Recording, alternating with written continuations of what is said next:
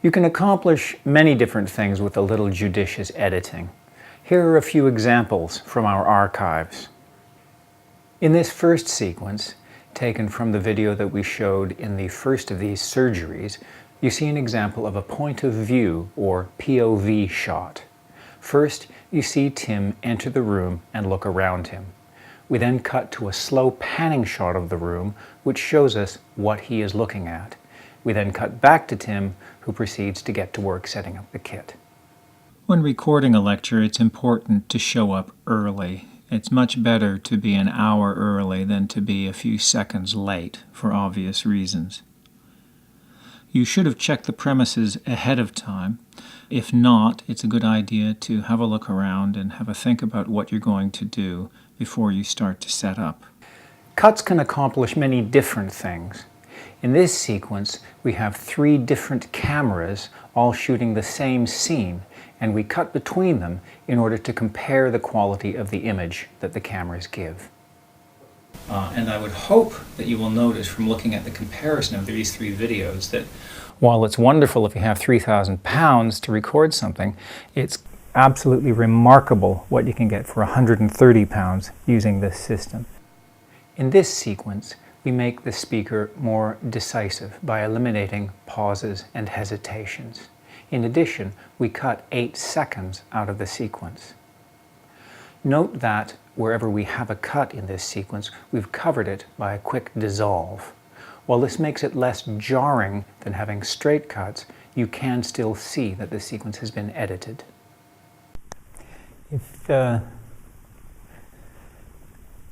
If you don't edit your footage, you're going to find there's a lot of stuff, particularly at the beginning and end of the video, that you don't really want.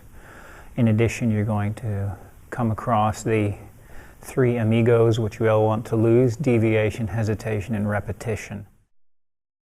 If you don't edit your footage, you're going to find there's a lot of stuff that you don't really want.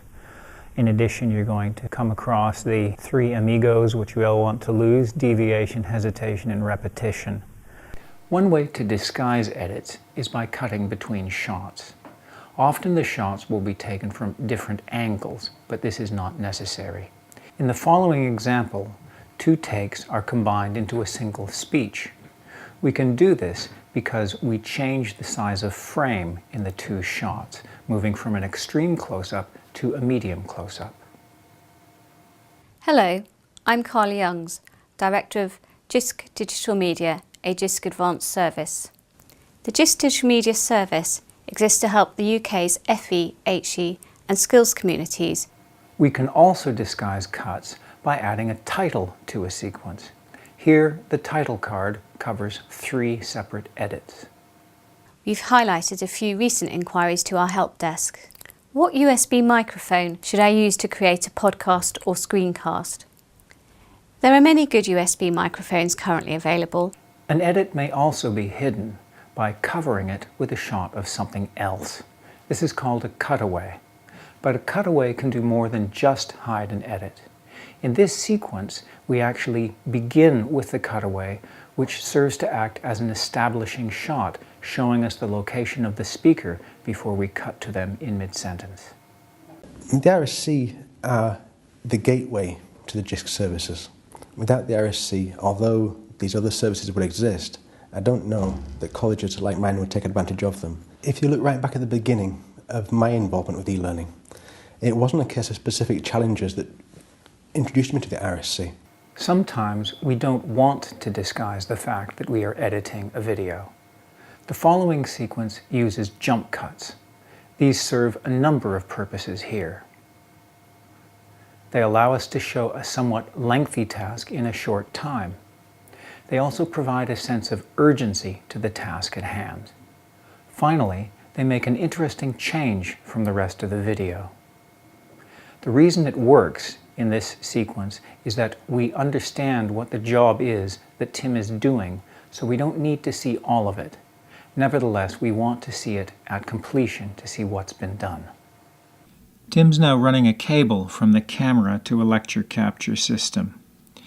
Since the cable is crossing a place where people are coming and going, it is essential that it be taped down securely. The final set of shots demonstrates noddies, J-cuts, and L-cuts.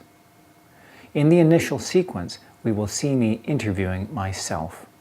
There are two sound edits which will be very apparent because of the jump cuts. Is there one best way to shoot an interview? Absolutely not. There must be an infinite number of ways to shoot an interview such that it does what it's intended to do. The next sequence is the same, except that the jump cut is covered by a shot of the interviewer listening. This is a noddy, so called because in such shots the interviewer often nods their head. Is there one best way to shoot an interview? Absolutely not. There must be an infinite number of ways to shoot an interview such that it does what it's intended to do. The next sequence illustrates a subtle but very powerful set of tools, the J-cut and the L-cut. Both are simply edits where the sound and picture are cut at different times. In the case of the J-cut, the sound is cut before the picture, and in the case of the L-cut, the picture is cut before the sound. As you can see, the names of these cuts reflect how they appear on the timeline of an editing system.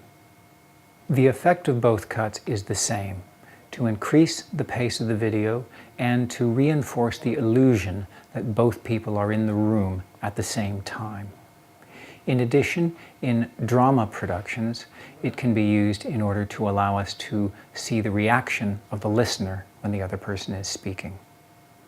First, the sequence with a straight cut. Is there one best way to shoot an interview? Absolutely not.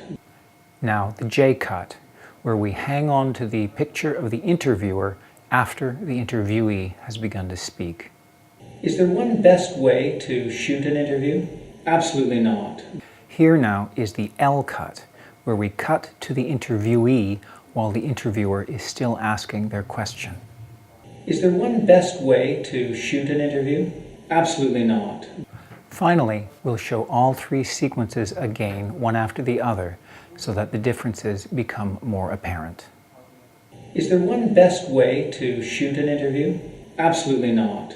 Is there one best way to shoot an interview? Absolutely not. Is there one best way to shoot an interview? Absolutely not.